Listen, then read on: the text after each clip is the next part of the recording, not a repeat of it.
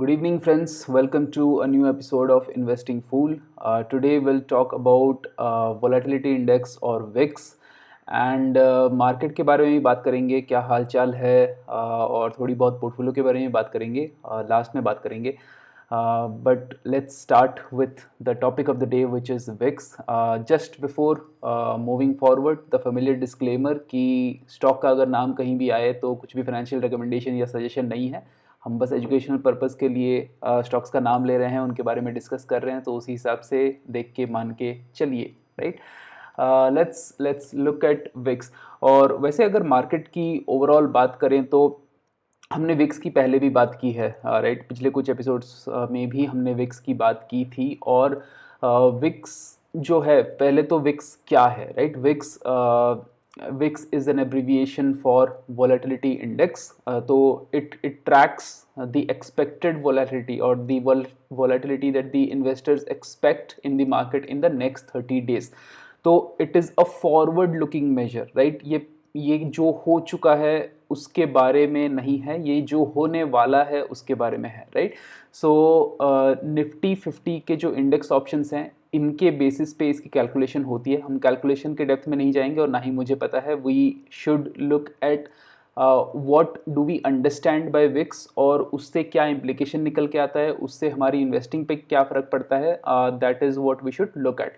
So it shows the expected volatility and market sentiment in the next 30 days, right? तो और Vicks हम पहले से भी हम बोल रहे हैं कि like it has been rising. Right. It was 18, then it went above 20, फिर 20 के आसपास था. एंड कल मार्केट बंद था बिकॉज मुंबई में इलेक्शंस थे. एंड आज the VIX again rose almost by 6% to close to 22. Okay. So जैसे जैसे इलेक्शन नज़दीक आता है, इट कैन बी एक्सपेक्टेड कि विक्स और बढ़ेगा. So typically before general elections और during general elections it rises. अब क्यों राइज करता है? क्योंकि कहीं ना कहीं जब तक रिजल्ट आ नहीं जाता, जब तक पूरी तरह से डिक्लेयर नहीं हो जाता कि कौन सी पार्टी आ रही है, राइट, तो there is always an element of political uncertainty and policy continuation. Right. तो market always loves policy continuation. Market loves any kind of continuity, right? Any kind of continuity market loves. Any kind of disruption market hates. So if we look at हमारा जो Vicks है, Nifty का जो Vicks है, which you see on the right hand side, right? 13 मई के बाद से ये कंसिस्टेंटली 20 के ऊपर रहा है. राइट. तो पिछले एक हफ्ते में 20 से नीचे नहीं गया है विक्स, विच सिग्नल्स की volatility has been consistently remaining high. And ये और भी ज़्यादा बढ़ सकता है. अगर हम पिछले कुछ इलेक्शंस की बात करें, जनरल इलेक्शंस की, स्टेट इलेक्शन से तो किसी को इतना फ़र्क नहीं पड़ता, जनरल इलेक्शन से if we look at 2014, the VIX, even though there was a huge Modi wave at that time, even then the VIX had risen to almost 38. 2019 की अगर बात करें तो 2019 में सर्टेनिटी आई थिंक थोड़ी सी ज़्यादा थी. No one expected the BJP to come back with a greater majority perhaps, but still certainty was it was fairly certain. और तब भी विक्स जो है वो 28 तक गया था.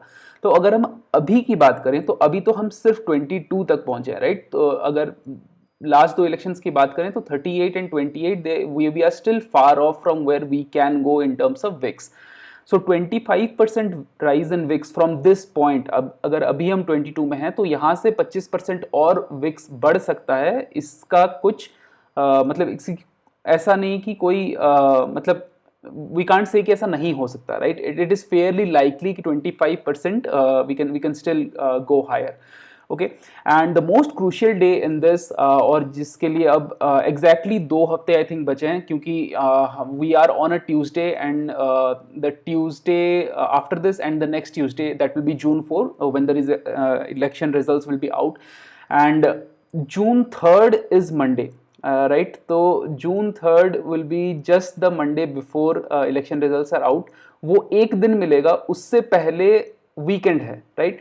सो if we look at, so that is a very crucial day in terms of volatility, because exit polls का जो एग्जिट पोल्स की जो इन्फॉर्मेशन है वो भी मार्केट में तब तक ट्रिकल कर रही होगा, which would be starting on first. So first and second is the weekend, तो मार्केट तो बंद रहेगा. तो एग्जिट पोल का इन्फॉर्मेशन इंस्टेंटली और या फिर धीरे धीरे जितना भी जल्दी हो सके डाइजेस्ट होगा ऑन जून 3rd.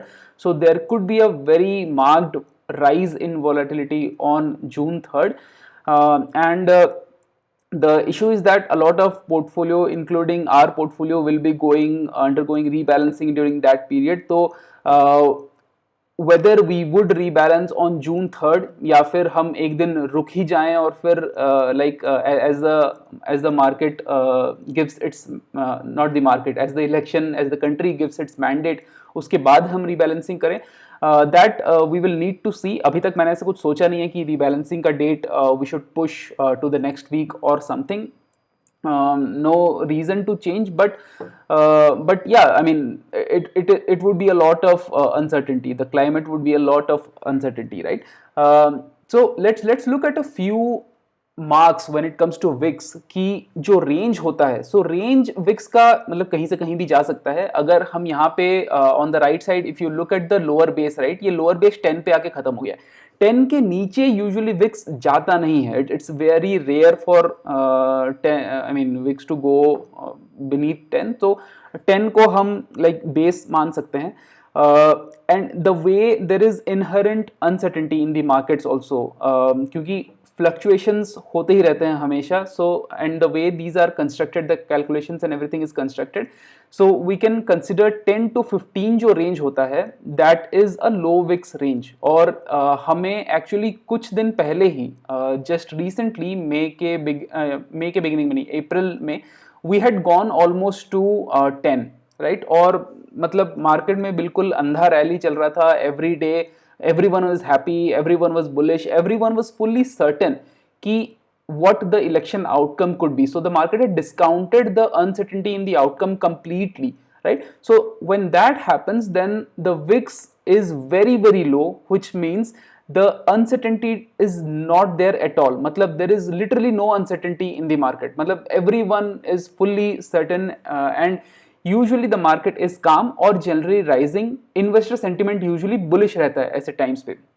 और जब ऐसे बोलते हैं कि rising tide lifts all boats, right? तो इस टाइप के एनवायरनमेंट को ऐसा बोला जाता है जब सारे पार्टिसिपेंट्स ही पूरी तरह से सर्टन हो regarding any event, any major event.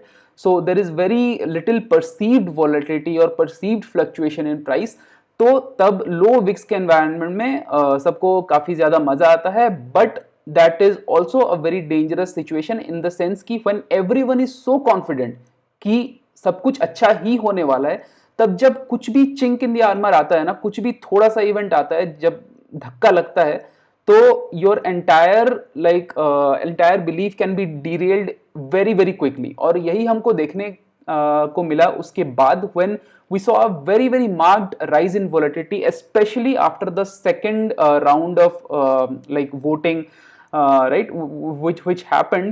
और उसके बाद से there were some concerns around the voter turnout.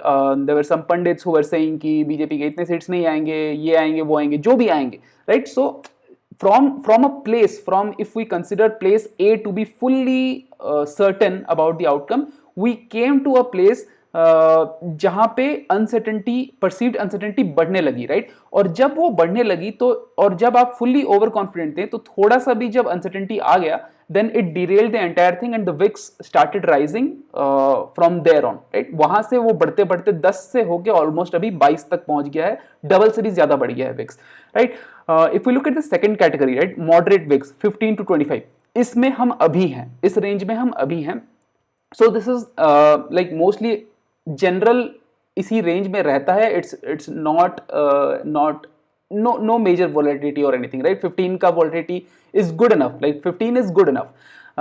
And general जब market transitions होते रहते हैं या कोई economic reports आती है, मतलब some data is about to come, right. So उस टाइम पे थोड़ा बहुत volatility इस range में आता है, right. But again this is the average range. Market इसी के आसपास ही रहता है. अगर 15 से नीचे जाए तो थोड़ा मतलब सर्टेनिटी बहुत ज्यादा बढ़ रहा है. The market is being a lot certain. And अगर 25 से ऊपर जाता है तो कहीं ना कहीं मार्केट को डर लगने लगा है, right?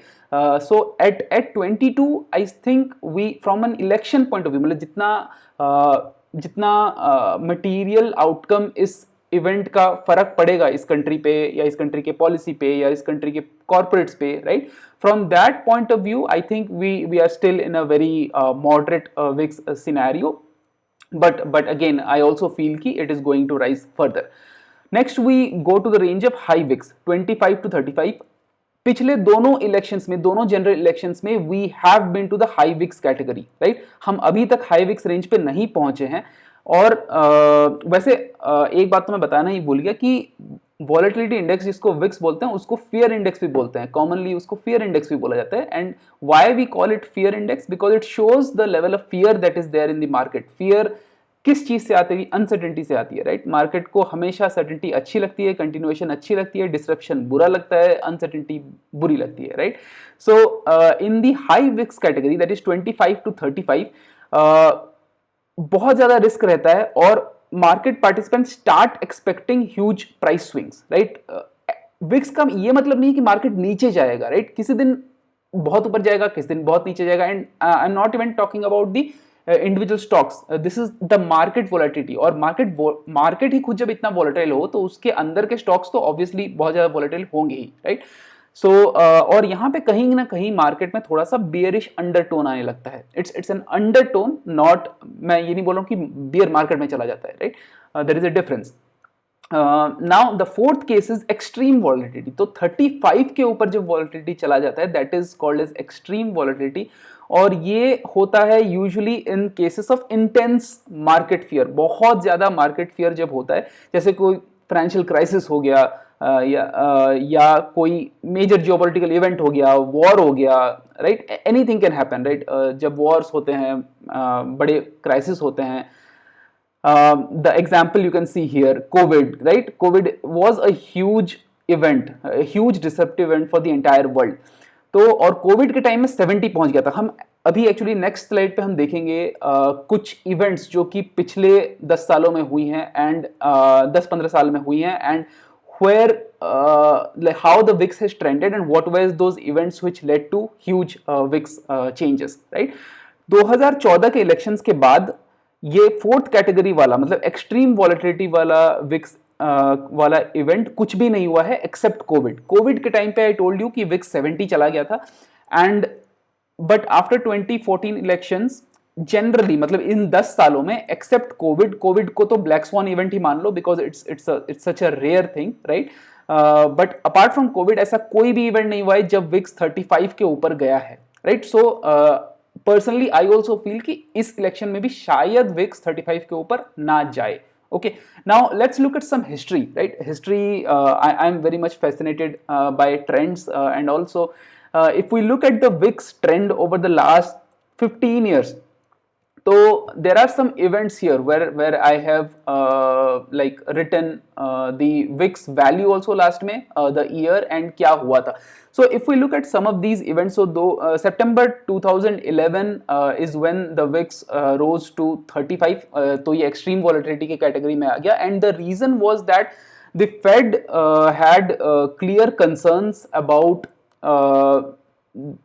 the US market not recovering for some more time, like some more years, क्योंकि 2009 में the entire world 2008 के crisis में, 2009 में the entire world was plunged into this crisis, right? Including the Western US, including Europe, including the other Asian economies as well, right? So इसके बाद जब stimulus package start हुआ, जो quantitative easing बोलते हैं, सो QE1 QE2 ऐसे series में quantitative easing आने लगी, मार्केट में लिक्विडिटी आने लगी, and the world somewhere expected a swift recovery. So this was the time when the eurozone debt crisis was also there. आपको अगर इसके बारे में पता नहीं है, so go and Google eurozone debt crisis, क्या हुआ था, उसके क्या implications थे. तो that was also completely active at that time. और उसी बीच में Fed ने भी कहा था कि हम जितना सोच रहे थे, हम जितना डिस्काउंट कर रहे थे कि जितनी जल्दी हम रिकवर करेंगे, on a global scale we may not recover and it may still be a few years away, right? और मार्केट इस कमेंट्री से ऑब्वियसली बहुत ज्यादा नाखुश था, मार्केट उनके स्टिमुलस पैकेज से भी बहुत ज्यादा नाखुश था। तो इस टाइम पे वॉलेटिलिटी काफ़ी बड़ी थी और 35 के ऊपर चला गया था विक्स निफ्टी का। If we look at then the next event that is 2014 elections, इसकी हम बात कर चुके हैं, तब 38 गया था VIX. Then there were few other events in between 2019। वैसे I checked on demonetisation as well, demonetisation के टाइम ज़्यादा बढ़ा नहीं था VIX, not to a significant extent. If we look at 2019 elections again, then VIX was 28, which is in the high VIX category. अब सबसे बड़ा जो यहाँ पे पूरा बुर्ज खलीफा की तरह बीच में खड़ा हुआ है वो है हमारा Covid. If we look at Covid, the VIX was at 70. Huge black swan event, ऐसा यूजुअली कभी होता नहीं है. मतलब अगर लास्ट 15 साल में देखो तो ये एक ही इवेंट है जिसका इतना ज्यादा इम्पैक्ट था विक्स पे. When we look at the March 2022, ये वो टाइम था जब रशिया ने फाइनली यूक्रेन को अटैक कर दिया with a full frontal war, and the VIX rose to 28 in the Ukraine war. अब ये जो इजराइल गाजा वाला हो उसमें तो ज्यादा कुछ हुआ नहीं. सो दैट इज, अगर यूक्रेन वॉर में 28 में था तो इजराइल गाजा को तो छोड़ ही दो अभी. But although the implications on the shipping lanes of communication, the oil prices, because of the presence like where it is in the Middle East, right, उसके वजह से मतलब काफी ज्यादा इम्प्लीकेशंस हो सकता था. पर I mean market thought otherwise probably कि ज्यादा कुछ होगा नहीं शायद. And now we are at 2024 elections, हम 22 पे हैं, and there is a question mark because we do not know कि कितना तक जाएगा. We will only know after 4 June, क्योंकि 4 जून के बाद विक्स और ज्यादा नहीं बढ़ेगा, राइट. जितना अनसर्टेनिटी होना था, because it is rising for a particular event, so वो इवेंट का अनसर्टेनिटी जब खत्म हो जाता है तो that VIX will also disappear, right. So वो नीचे चला जाएगा. So let's see where we peak out in terms of the VIX. Okay, now we'll discuss what are the implications as a momentum investor, right? So generally momentum doesn't work well with VIX. जब volatility बढ़ जाती है तो momentum stocks का जो perceived risk होता है वो भी बहुत ज़्यादा बढ़ जाता है. और ये US की एक स्टडी है, in that they had noted कि during periods of market turbulence, right, जहाँ पे एक मंथ के अंदर VIX rises by more than 15%. I think that has happened clearly in our case. Momentum usually underperforms quality by approximately 40 bips per month. So momentum is a factor, right? Quality is another factor, value is another factor, size is another factor. तो अगर हम दो factors की comparison कर रहे हैं तो usually in generally rising markets या calm markets, momentum outperforms quality by almost 30 bips. But when there is a lot of turbulence in the market, जब volatility बहुत ज़्यादा बढ़ जाती है तो momentum has been observed to underperform quality by almost 40 bips per month. Now इसमें बहुत सारी चीजें हैं, राइट. जब वॉलिटिलिटी बढ़ती है तो मार्केट पार्टिसिपेंट्स का रवैया भी बढ़ता है. They are not very sure about things anymore, right. They किसी को पैसा अपना निकाल लेना है, जाके कैश में बैठ जाना है, right. All those kind of things, all those kind of actions people will do in the market.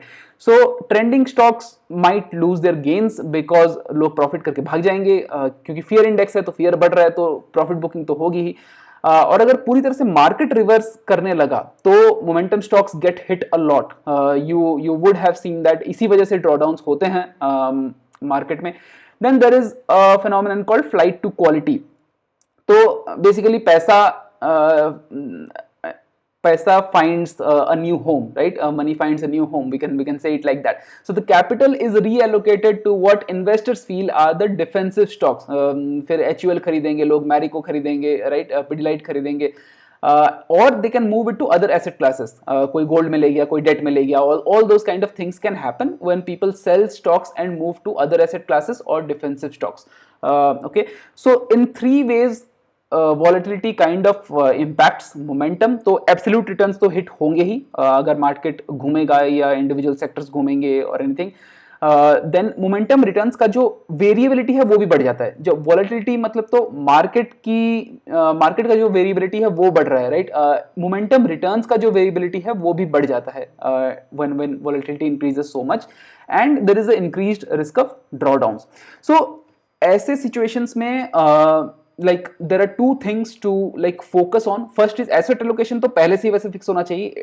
जरूरी नहीं है कि इस टाइम पे आके तुम एसेट एलोकेशन के बारे में सोचो. एसेट एलोकेशन तो मतलब इन्वेस्टिंग करने से पहले एसेट एलोकेशन अपना सोच लेना चाहिए, उसके बाद इन्वेस्टिंग करना चाहिए in different forms of investing, right. तुम्हारा गोल्ड में कितना एसेट एलोकेट करना है, that shouldn't change, I mean, during periods of high VIX. That should always be defined for yourself. That is why what I feel. Some people take a discretionary approach कि अगर वो देखते हैं कि कुछ बढ़ रहा है, वॉलिटिलिटी बढ़ रहा है, या मार्केट का कोई ट्रेंड लाइन के नीचे आ गया, so they will move to gold, they will move to momentum. Those things are also there.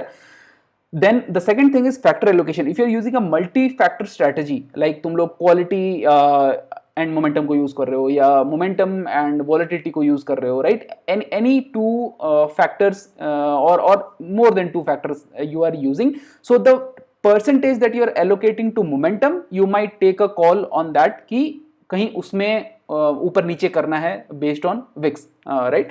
So in this case, a combo of momentum and low volatility might work or might give more consistent results in these times.